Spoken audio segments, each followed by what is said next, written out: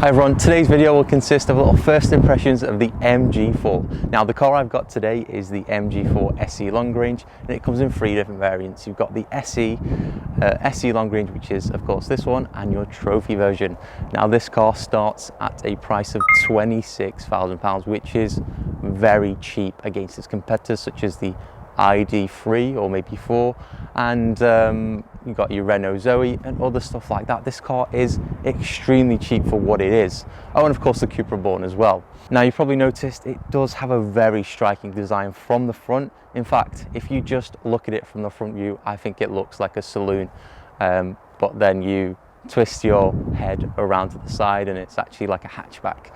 Anyway, these front grills that you see here at the bottom, they are active. They do open and close. For example, if you would like to save fuel and be more aerodynamic, it will shut off the grills and the air will just flow over the car and around it. Or if the car needs to cool its batteries, it will open the grills and the air will go straight in and cool the batteries as per. Interestingly, all models across the MG4 range do come with LED lights, and the car is based off the, if I'm correct, modular switchable EV platform, which means the batteries in this car can be switched. And also, do not forget, this car here is rear wheel drive, and that means it has 50-50 weight distribution. That's incredible from an MG4, if I'm honest. That is stuff that you see in BMWs back in the day, not anymore. Coming around the back end of the MG, and it's not as interesting as the front end, unfortunately, but you do get a lip spoiler. There is no light strip unlike the trophy version, but there are some interesting straight lines on the rear lights, which I'm sure is pretty appealing to anyone that is driving behind you. Anyway, as for boot space, I actually do not know the exact boot space capacity, but you do get a MG charging bag. Here we are, the interior of the MG4, and you're probably wondering, is it cheap? Does it feel cheap? It is a Chinese made product at the end of the day, and I have to say, no, it doesn't. I mean, is it gonna last? No one knows the answer to that, but it doesn't really matter because you do get a 7-year warranty with the car. So if anything breaks, you could just take it to the dealer and they could get it fixed. At times the air conditioning can sound very vocal. I'm not too sure if it's broken or maybe it's just like that, but I think we should talk about some more interesting things about the car, such as this infotainment system. And in the older MGs, the MG ZS, that infotainment system was pretty shocking. In this, it gives you so much data to play with, 95% charge.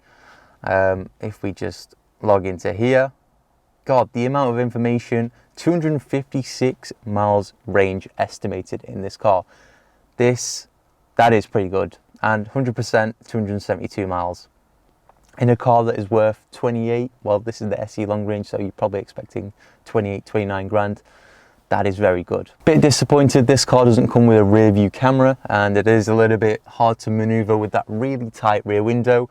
But you do get some parking sensors, so it's not that big of a deal. Anyway, I think it's time we hit the road and see what the MG4 is like out on the road. So let's go for a drive in the MG4 SE Long Range, and there's no start-stop button in this car. It's just get in and go, which is incredible. So about 203 PS and about 184 pounds-foot of torque in this car. So I imagine it's about an 8.3 second 0 to 60, around that time anyway.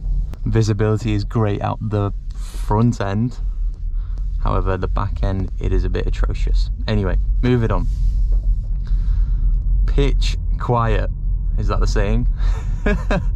Absolutely quiet. There is no noise to this car. There is some driving modes in this car, I do believe. Let's see if we can access it.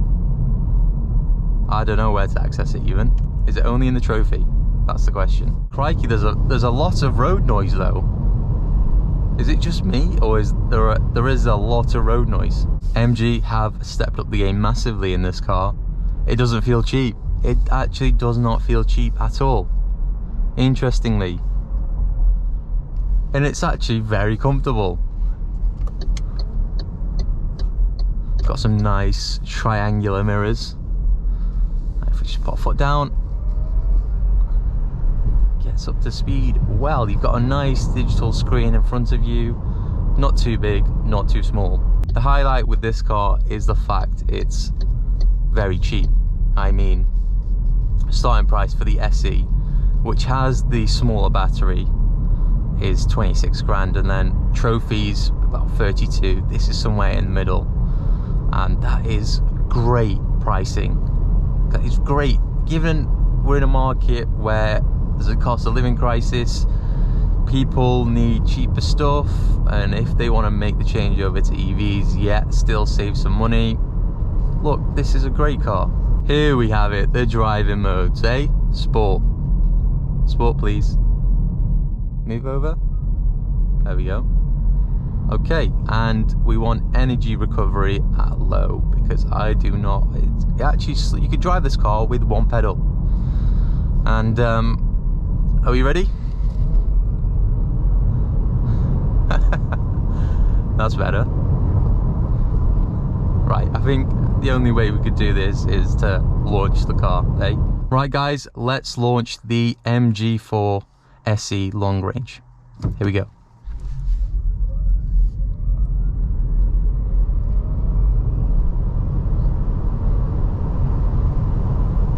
Okay, that was okay. It was moderate. There was a bit of lag there as well. It didn't want to initiate, which was weird. So there we go, guys. That's my little video of the MG4 SE Long Range. Short video, however, look, this car is a lot of fun for what it is, for the price anyway.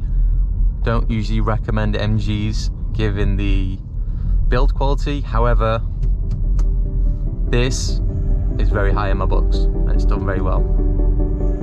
So thanks for watching, and I'll see you in the next one.